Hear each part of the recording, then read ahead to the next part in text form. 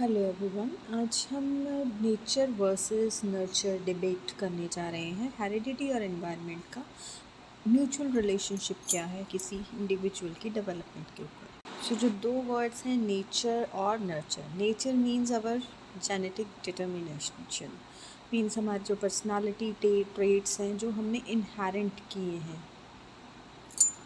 On the other hand, तो nurture means our environmental factors, कि हमारी जो environment है वो किस टाइप का है और हम किस टाइप से किसी काम को, किस environment में रह के किसी काम को कर रहे हैं। सो इन दोनों में से किसी ह्यूमन की डेवलपमेंट के ऊपर किसका इफेक्ट ज़्यादा पड़ता है, ये हमारा टॉपिक मेन है।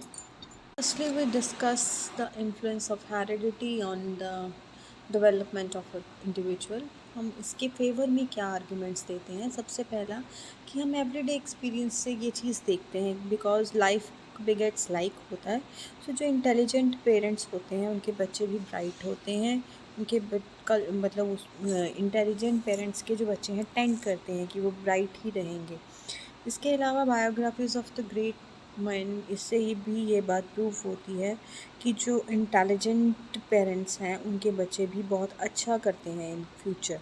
जैसे कि अगर हम इसैक न्यूटन की अगर हम एग्ज़ाम्पल लें तो उसमें यही है कि वो चाइल्डहुड में ही बहुत सारे मशीन्स और स्पेशली वाटर क्लॉक्स और काइट्स को उन्होंने बहुत चाइल्डहुड की स्टेज में ही डेवलप कर लिया था।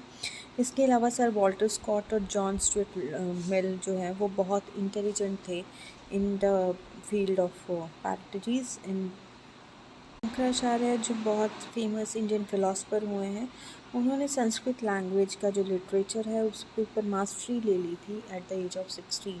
सो ये उनकी हेरिडिटी से ही बातें आती हैं। नेक्स्ट पॉइंट इज़ कि अगर हम फैमिली हिस्ट्री स्टडी करें किन्हीं की, तो उससे भी ये निकल के सामने आता है कि जो फैमिलीज़ बहुत स्ट्रॉन्ग या जिनके बैक से बहुत अच्छी हेरिडिटी चली आ रही है, उनके जो स्टूडेंट्स हैं, उनके जो बच्चे हैं आगे, उनके जो सब मतलब चिल्ड्रन हैं, वो बहुत अच्छा परफॉर्म करते हैं लाइफ में। और जिनकी हेरिडिटी अच्छी नहीं है उनके जो आगे जो चिल्ड्रन हैं वो उतना अच्छा परफॉर्म नहीं कर पाते लाइफ में। नेक्स्ट है स्टडी ऑफ सिबलिंग्स। जो ब्रदर सिस्टर सेम फैमिली में रहते हैं तो अगर कोई उनमें से एक अडॉप्टेड है तो उसकी जो पर्सनालिटी ट्रेट्स हैं वो बहुत कम मैच करते हैं अपने पेरेंट्स से, जबकि जो सेम सिबलिंग्स होते हैं उनका इंटेलिजेंस लेवल अपने पेरेंट्स पे ही जाता है। सिमिलरली विद द ट्विंस ये केस एप्लीकेबल है। अगर आइडेंटिकल या फ्रेटर्नल किसी टाइप के भी ट्विंस हों तो वो भी अपनी हेरिडिटी को मेंटेन करके रखते हैं। Next we discuss about the arguments in favour of environment. Environment के फेवर में क्या आर्ग्यूमेंट्स हैं कि जो ग्रेट मैन की एग्जांपल्स हैं, ज़रूरी नहीं है कि उनके एंसेस्टर्स बहुत स्ट्रॉन्ग हो, उनका इन्वायरमेंट ने उनको इतना स्ट्रॉन्ग बना दिया कि वो बहुत अच्छे रहे लाइफ में। जैसे कि भगवान वाल्मीकि की बात करें, उनको माना जाता है कि वो डकायत थे, और बट इन्वायरमेंट की कंडीशंस के कारण वो एक बहुत अच्छी पर्सनालिटी निकल के सामने आए।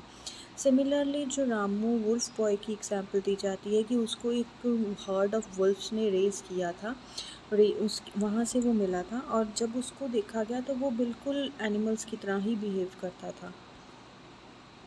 चलिए अगर हम देखें होगो फिश की जो एग्ज़ाम्पल ली जाती है कि अगर इस फिश को इंक्यूबेट किया जाए अब नॉर्मल कंडीशंस में, तो जो इसके ऑफस्प्रिंग्स डेवलप होंगे उनकी एक आँख होती है, वन आइड होते हैं इंस्टेड ऑफ टू आइज़। ये भी एनवायरनमेंट का ही इफ़ेक्ट है। इस तरह से फ्रूट फ्लाई की एग्ज़ाम्पल दी जाती है। अगर अब नॉर्मल के टेम्परेचर पे फ्रूट फ्लाई का जो एग है वो हैच होता है तो उसकी बहुत ज़्यादा लेग्स होती हैं इंस्टेड ऑफ 6 लेग्स। एंड अगर हम ये बात करें कि दोनों का ही जो है इफ़ेक्ट पड़ता है, नेचर का भी और नर्चर का भी, किसी भी ह्यूमन बीइंग की पर्सनालिटी पे, दोनों ही इक्वली इम्पॉर्टेंट है। अगर ये माना जाए कि हेरिडिटी जो है वो सीड की तरह काम करती है, एनवायरनमेंट जो है वो सॉइल की तरह काम करता है, और जो ग्रोथ एंड डेवलपमेंट है एक ह्यूमन की, दोनों के ऊपर इक्वली डिपेंडेंट होती है। ये एक मल्टीप्लिकेशन का रिलेशनशिप है। हेरिडिटी एंड एनवायरनमेंट कंबाइन होकर एक इंडिविजुअल की कंप्लीट पर्सनालिटी को डिस्क्राइब करता है। इसके अलावा दोनों अलग अलग लेवल पर काम करते हैं। हेरिडिटी के बिना भी हम कुछ नहीं कर सकते। अगर हमारे पास जो हमारे पर्सनालिटी ट्रेट्स हैं वो काफ़ी हद तक हमारी हेरिडिटी ही डिस्क्राइब कर पाती है, और एनवायरनमेंट जो है वो हमारी बाकी बेसिक नेचर को डिसाइड करने में हमारी हेल्प करता है। ये एक तरह का इंटीमेट रिलेशन है, जिस तरह से जिनके बिना दोनों एक दूसरे के बिना अधूरे ही माने जाते हैं। So both have equally impact on the personality of a human being, और हम ये नहीं कह सकते एक ज़्यादा इम्पोर्टेंट है दूसरे से। I hope you get this. Thank you so much.